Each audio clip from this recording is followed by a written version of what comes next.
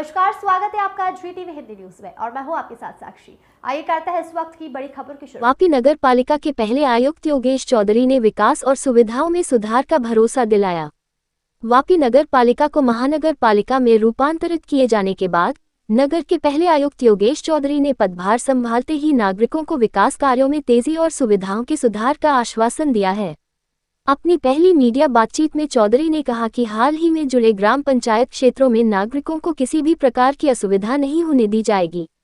उन्होंने ये भी बताया कि पंचायतों के कार्य अब नगर पालिका के कर्मचारियों द्वारा सुचारू रूप से संभाले जाएंगे। योगेश चौधरी, आयुक्त, वापी नगर पालिका। हमारी प्राथमिकता ये सुनिश्चित करना है कि नए जुड़े क्षेत्रों के नागरिकों को कोई असुविधा न हो।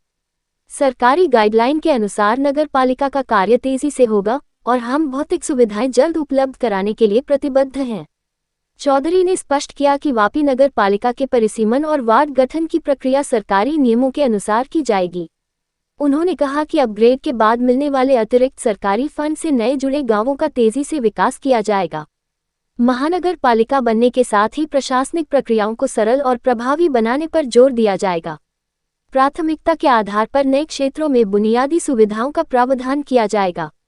वापी के नागरिकों को इस बदलाव से बेहतर और अधिक प्रभावी सेवाएं मिलने की उम्मीद है। Bureau report GTV Hindi news. નગરપાલિકા વાપી નગરપાલિકાને અપગ્રેડ કરી સરકાર મહાનગરપાલિકાનો દરજ્જો આપ્યો છે અને આજુબાજુના 11 ગામોનો પણ એમાં સમાવેશ થયો છે। અમે રેગ્યુલરલી આજથી આવવાનું અહીંયા સ્ટાર્ટ કર્યું છે અને અમારું પ્રયાસ જે અમે થોડી બેસિક બધા ટીમ સાથે બેસીને ચર્ચા કરી છે, અમારું મેજર 2 પ્રયાસ રહેશે।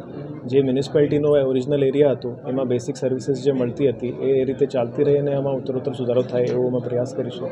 અને ખાસ કરીને જે 11 ગામોનો સમાવેશ થયું છે એ પહેલાં જિલ્લા પંચાયતની અંડરમાં આવતી હતી, પંચાયત ડિપાર્ટમેન્ટની અંદર હતા, ત્યાં તલાટી હતા। તેના સર્ટિફિકેશન્સ કે બેસિક ફેસિલિટીઝ ગ્રામ પંચાયતના ઇલેક્ટેડ સરપંચને તલાટી થ્રુ આપવામાં આવતી હતી। એમાં પબ્લિકને હવે કોઈ તકલીફ નહીં પડે એના જે અત્યારે પણ એને ગ્રામ પંચાયતથી દાખલા મળતા હતા એ રીતે નગરપાલિકા થ્રુ મહાનગરપાલિકા થ્રુ એને મળતા રહે એવો મારો પ્રયાસ રહેશે। ઓલરેડી અમે દરેક ગામમાં જે પંચાયત ઓફિસ હતું જે હવે મનપાના અંડરમાં આવી ગયું છે ત્યાં ઓપન રાખ્યું છે એને। ત્યાં અમારો એક સ્ટાફ ડેલી બેસે છે સવારથી સાંજ। પબ્લિકની જેટલી પણ અરજીઓ હશે ત્યાં લેવામાં આવશે અને જે મનપાના ઓથોરાઇઝ્ડ પાવર છે સબ રજિસ્ટ્રાર થ્રુ એ પણ સર્ટિફિકેટ્સ એને ત્યાંથી તાત્કાલિક 1 કે 2 દિવસમાં આપવામાં આવશે। 11 મારા પાસે કોઈ ગામમાં વિરોધનો સમાચાર તો નથી આવ્યો। અમારી રિસેન્ટલી 11 ગામોના સરપંચ સાથે પણ મીટિંગ થઈ છે। જે માજી સરપંચ હતા એના અમુક પ્રશ્નો પબ્લિકના જ હતા, એની લાગણી બિલકુલ વાજિબ હતી।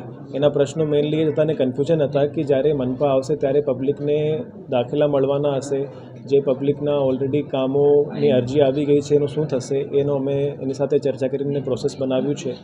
બીજું એનું એ હતું કે અમુક કામો જે થઈ ગયા છે એના ચૂકવણી બાકી હશે એ પણ મનપા દ્વારા કરવામાં આવશે। જે પણ ફ્યુચરમાં ટેક્સમાં હાલમાં કોઈ ફેરફાર થવાનો નથી।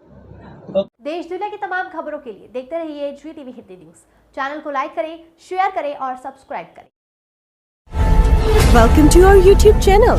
Don't forget to like, subscribe and share the videos.